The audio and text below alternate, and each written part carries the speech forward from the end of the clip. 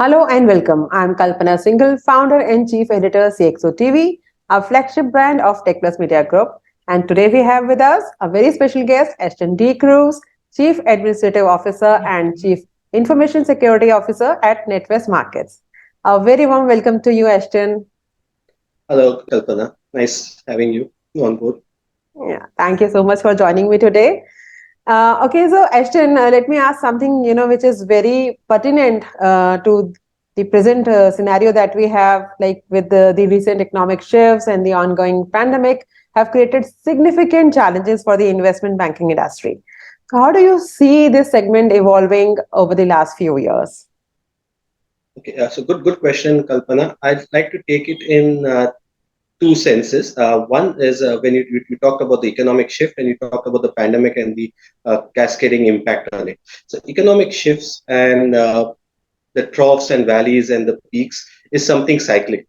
That's what I believe. So if you look at it over the last decade or two, you will basically get the highs and the lows in terms of financial performances and the way the economic moves. So I think that's cyclic. We are going to another cycle in terms of the downturn and recession. Maybe this time around is slightly more severe than it has been in the past few cycles. But that's something that is cyclic in nature, and that's something that the industry always uh, scopes for and caters to and basically overcomes. Having said that, the other part is the pandemic, and that's a once in a lifetime event. It's a black swan event, and that has seen a significant change in terms of challenges as well as opportunities. Because with every challenge, there's definitely an opportunity. So the pandemic has seen challenges. The challenges have over the course of the last 2 years, 2021. 22 has been a year of opportunity to be able to overcome, etc. And why I say that is because if you look at the challenge that came with the pandemic, it was no access to services, no access to products. The opportunity that came out of it is that we all went digital, be it in terms of our generic supplies, e-commerce, etc., to even banking, which went digital in a big way. It was an exponential increase, and now we basically are more or less all digital. So it came by need, it came because of a necessity, but it also created a big opportunity for us within the banking space. Yeah. So, as you said, that rest of the things are cyclic in nature, but then millennials are now going to drive the future of banking and will evolve into mature investors over time. So, how is the banking industry bracing to innovate, to move over conventional ways of customer experience to attract these modern buyers? Okay, so that's interesting, and we always tend to talk about the next gen, the millennials. So something that we need to be very aware of over the next few years. What is the post trend that we are looking at? I would say it's agility, digital transformation, and most important, customer centricity. So let me stress. So we the agility and digital transformation are keywords that you've heard a lot. It's spoken about a lot. But customer centricity is something that I also want to delve into, dive deep into. Okay, if you look at it now, that is one theme that has become the center of all businesses. Irrespective of the industry you belong to, irrespective of your size, customer centricity is what drive you. They are looking for now stellar performances, a stellar experience at every juncture of the journey. And that is something that is coming from this entire millennial generation, the next gen setup that we have. So that is what we have to basically rely on and focus on now. And how can we do that is by making trust the foundation of the entire customer experience. Okay, it is not in terms of only the products that we sell, the services that we provide, or maybe even the policies, the processes, and the entire governance and security that we hold. It should all be transparent and based on trust.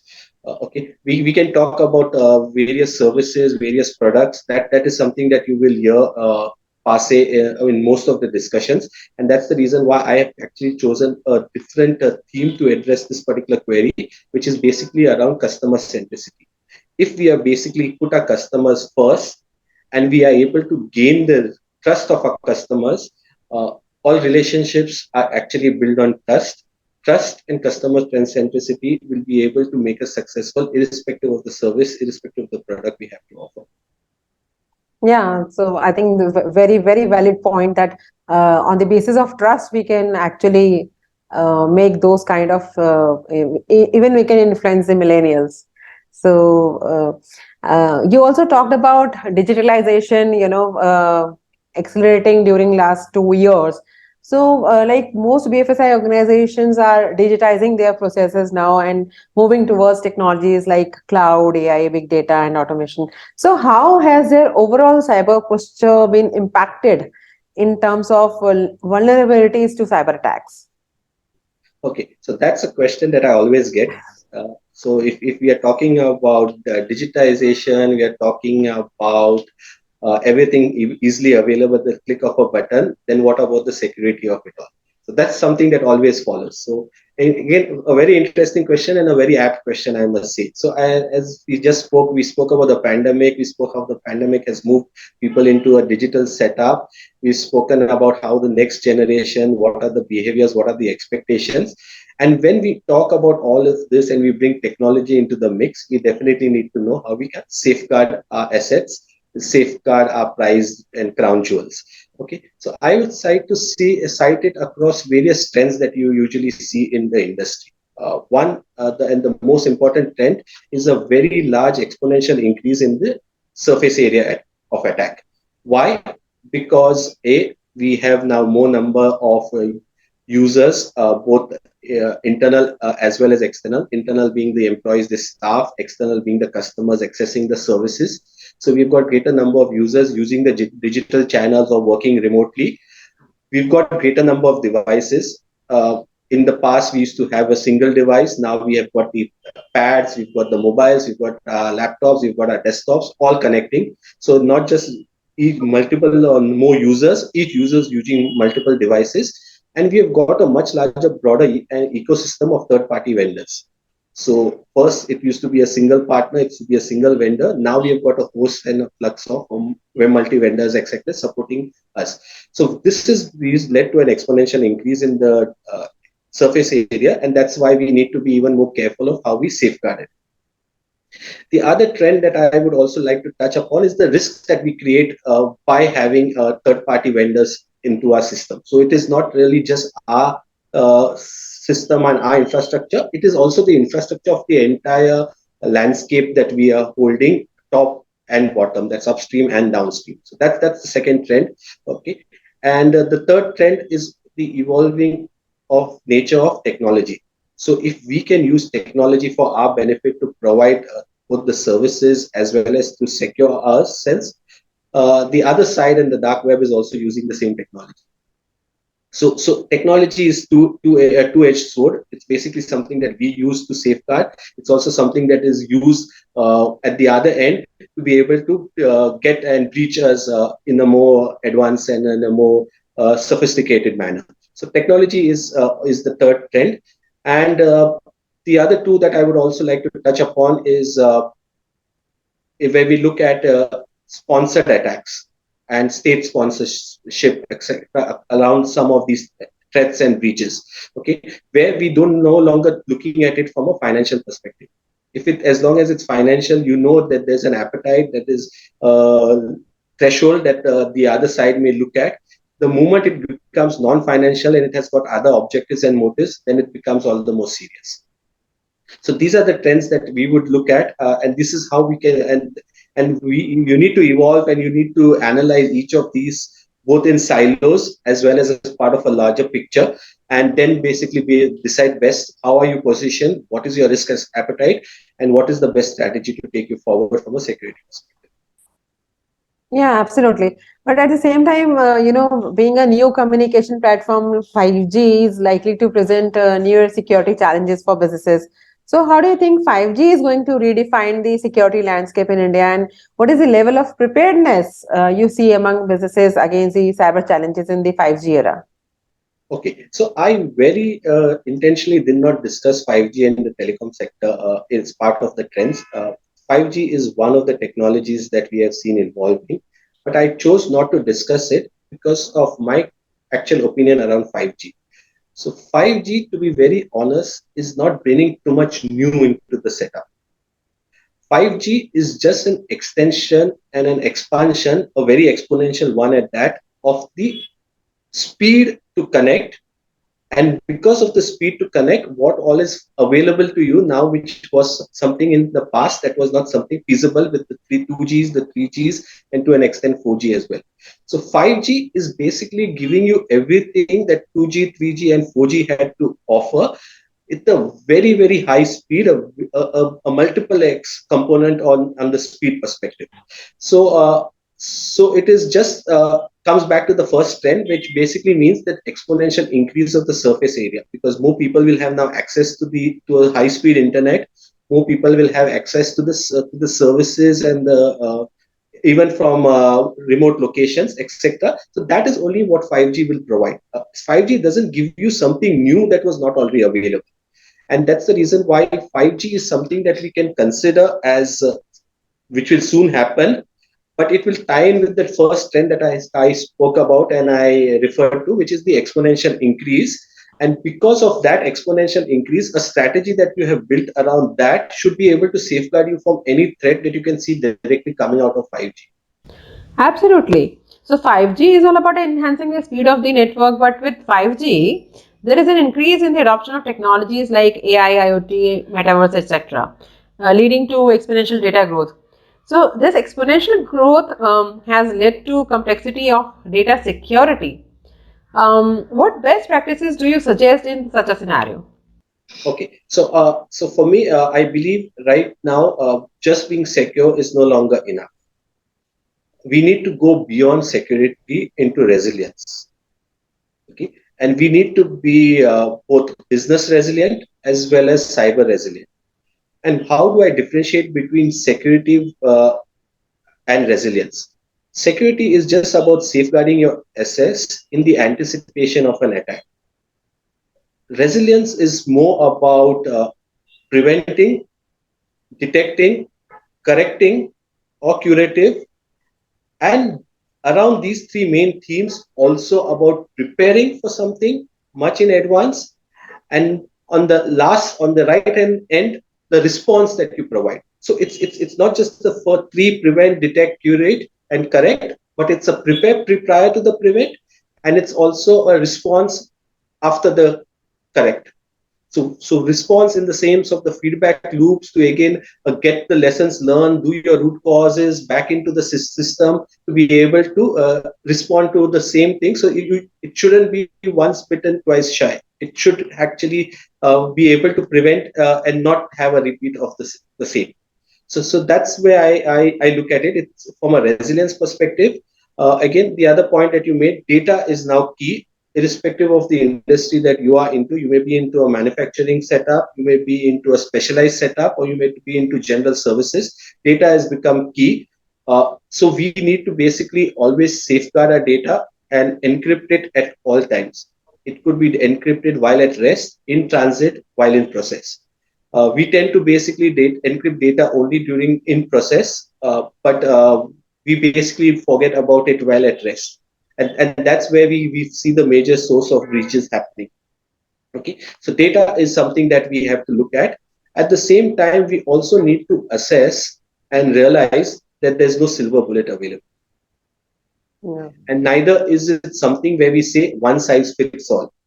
So if my neighbor is doing it, my left neighbor, my right neighbor, the person in front of me, and the person behind me is doing something, I need to do it, doesn't work.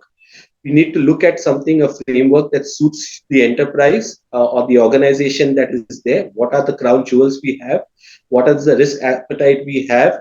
What is it that we want to offer? And again, I go back to the trust and the customer centricity requirements as well that need to be catered to from a business perspective. And then we need to find something that suits us best. Yeah. So it's not cyber security just alone, it's now about cyber resilience. That's right. Yeah. Okay. So, if you can talk about your technology footprint to offer a digital experience to your customers, and how you leveraging emerging technologies like AI, ML analytics, or automation to deliver a high level of customer experience at the same time making security future proof. Okay. So again, a fair question. I will try to keep the question, the answer a bit generic. As I said, we basically have moved from a technology perspective, and I'm wearing my IT hat here, into something that is called business resilience, something that is called cyber resilience, and where we try to basically keep everything running up and keep the show running. We cannot. Downtime is not something that we can. It comes to us naturally. It's not something that we actually consider anymore. Although we are also realistic, we know that at some point of time that may happen, but it's not part of our BAU plan. Okay, so that's on the IT side. From a business perspective, we believe in agility. We believe in digital transformation to be able to give whatever is best available to our customer, but not move away from the traditional offerings that we have, because we want to cater to. So options are available to both the customer from a traditional perspective as well as for the digital perspective. It is the choice of the customer what he wants to choose.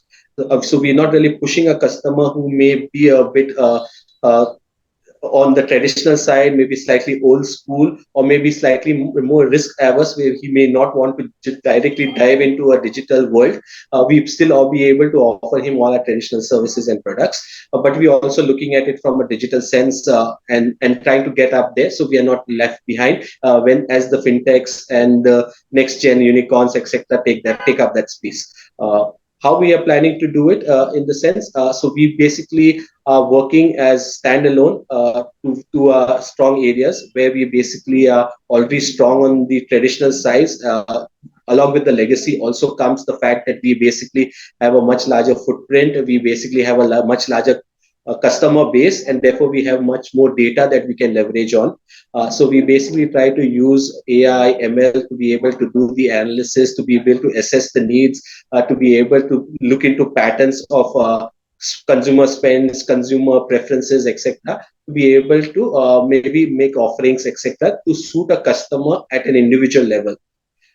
And at the same time, we also are not averse to tying up and partnering with the next gens and the fintechs to be able to uh, combinedly provide a service to the customer, where we could use the leverage on the technology that the fintech company has, while also utilizing the base that we provide.